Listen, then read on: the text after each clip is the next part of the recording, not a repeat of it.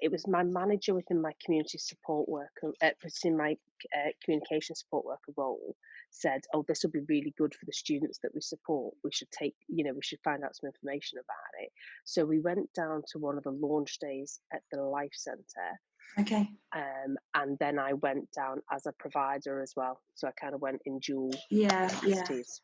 I was at that time working as a communication support worker, so I had some experience. I wouldn't say loads, but I'd kind of been relatively active or had connections to the deaf community for a few years. Um, I really enjoy, because I sign, Yeah. um, and I really enjoy signing. So, and it was just a way, because I have worked as a fitness instructor using my sign language as a fitness instructor, and I know that it is a massive barrier Yeah. for people. So, and I know that when I've gone in and I've kind of just gone, no, no, I can sign, people have gone, oh, Yeah. that's just amazing. It's just a breakdown of that barrier. And I kind of thought, if more people are able to do that, if people know that I can do that, it just breaks that barrier, basically. Yeah. I've had it 2 or 3 times in the past through Mhm. various providers and various in as I've done various roles and various capacities.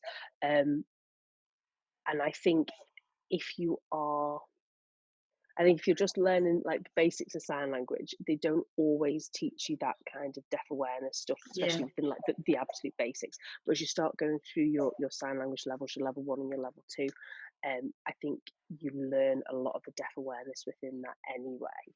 Mhm. So yeah, I haven't done yours, but I've done it in the past and I found it quite useful, I think. But I've also known some of the information prior because of the sign language. Yeah, absolutely. So actually, the people that I've had 2 members of the deaf community regularly attending my sessions in Plimpton, and to be honest, I wouldn't have met those people at all if it hadn't been for Deaf Get Active.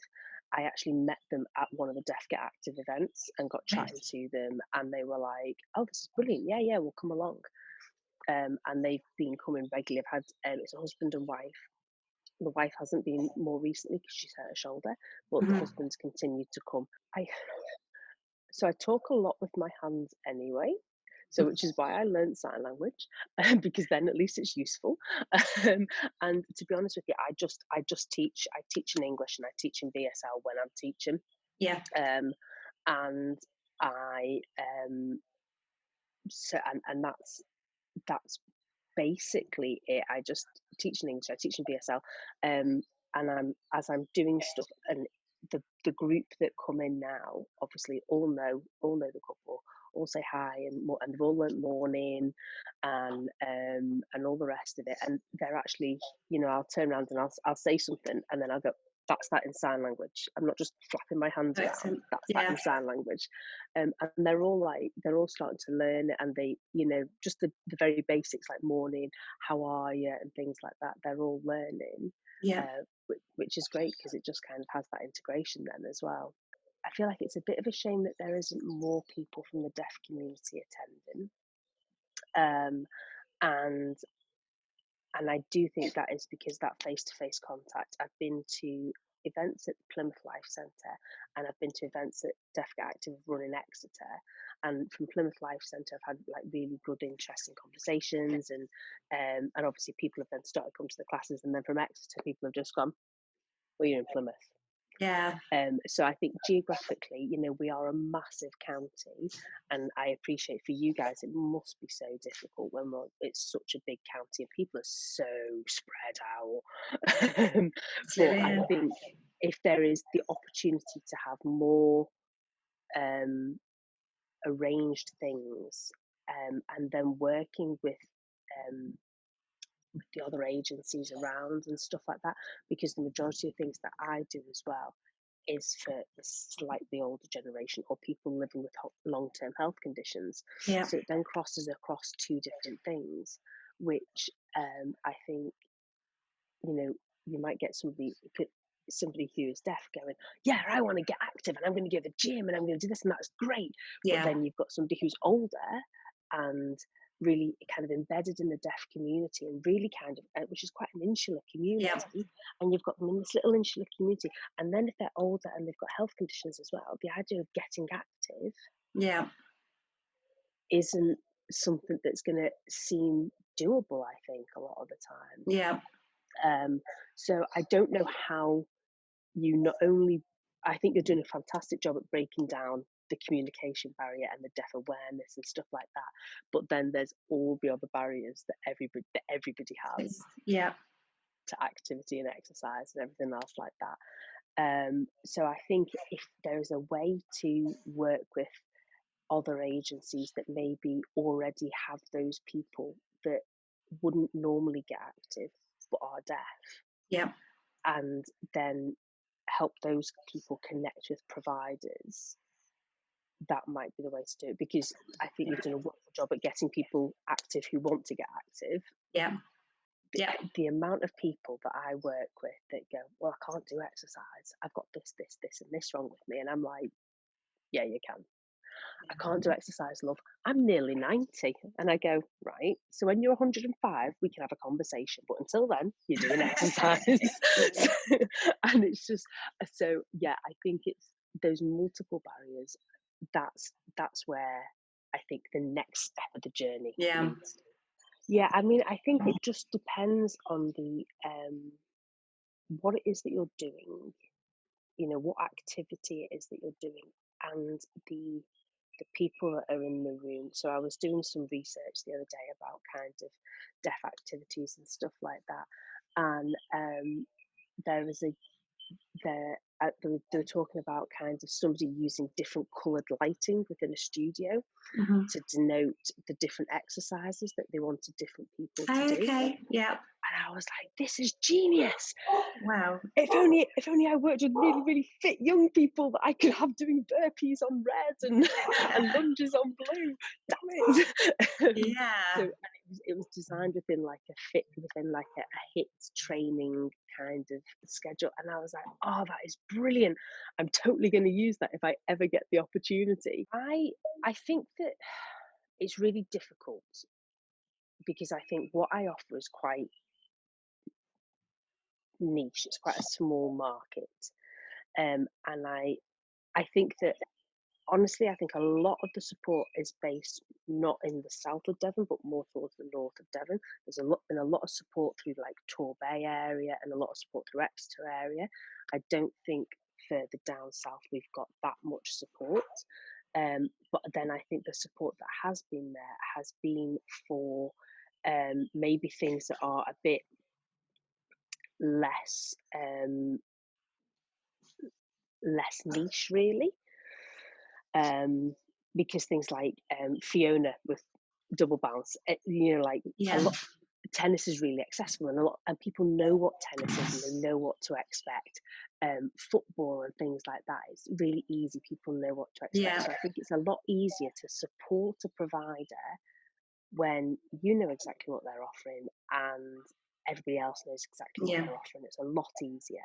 And I think somebody like myself, it's really difficult to support them fully. I do feel like, like you've put videos on Facebook and you've put posters up on your social media and stuff like that, and that's been great. And I've been invited to all the events and stuff, which is amazing.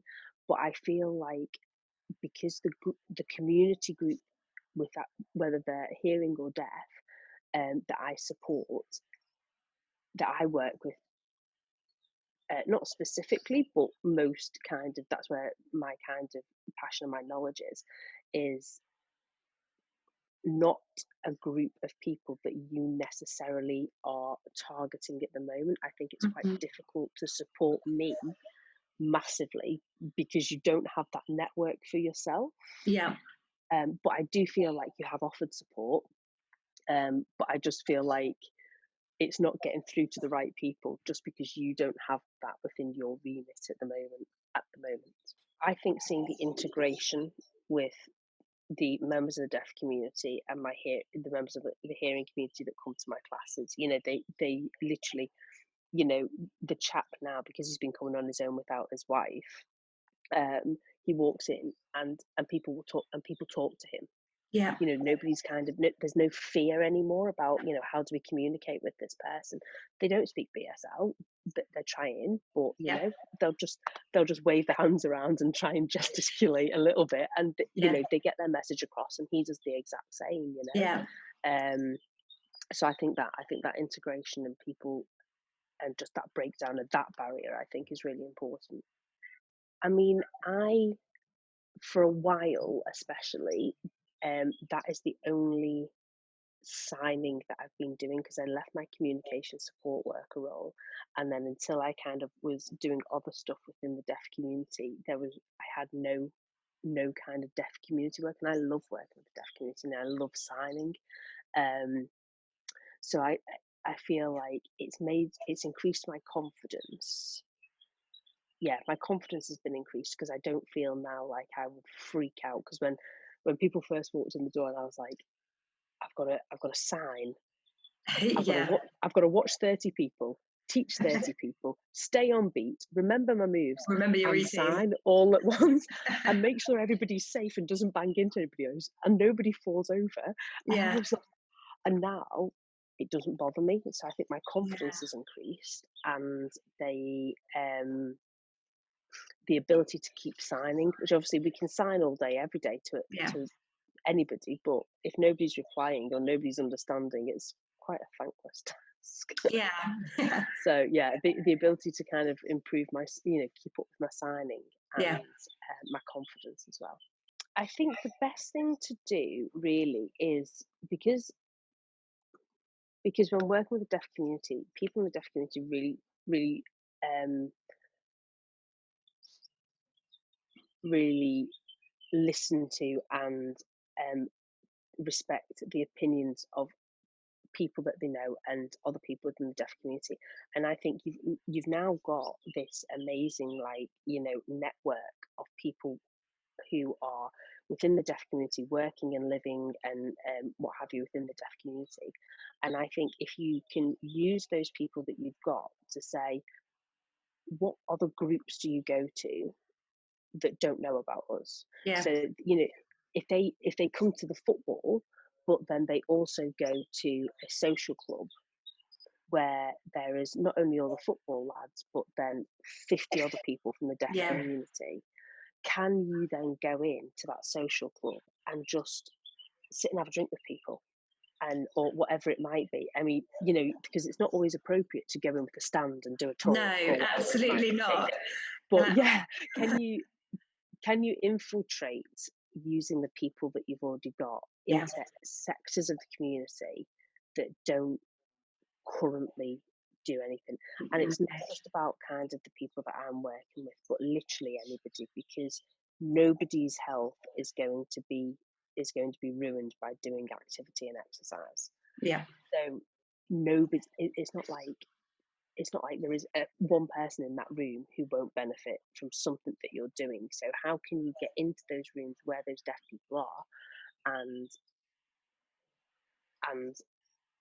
Yeah. And convince them having that they want to do conversations. something? Yeah.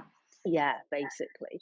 So I think that that's what's important. I think it's about um, finding ways in now, because I think you've done so much kind of like, here we are, you know, and what you've done so far has been brilliant, because people know about you. But I think now they might know about you, but not know what you do or think they're interested, and they Mhm. just need to be had that conversation to go, oh, actually, yeah, I do quite like Crown Green bowling, and it'd be quite Yeah. nice to do that again.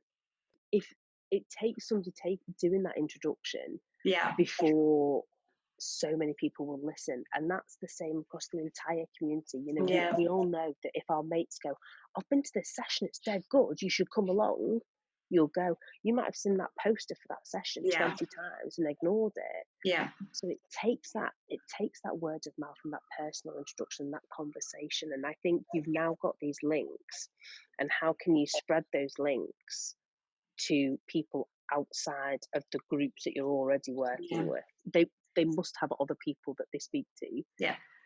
Yeah, so I'm doing online classes. I'm doing them every day, Monday to Friday. I've been doing them since the start of April. and I will be running them up until at least September. I've kind of taken that decision, even though the government have kind of opening fitness things and dance things from the end of this month. I've kind of gone, I'm just gonna see where we're at by September. So I'm doing online things, and they're going pretty well.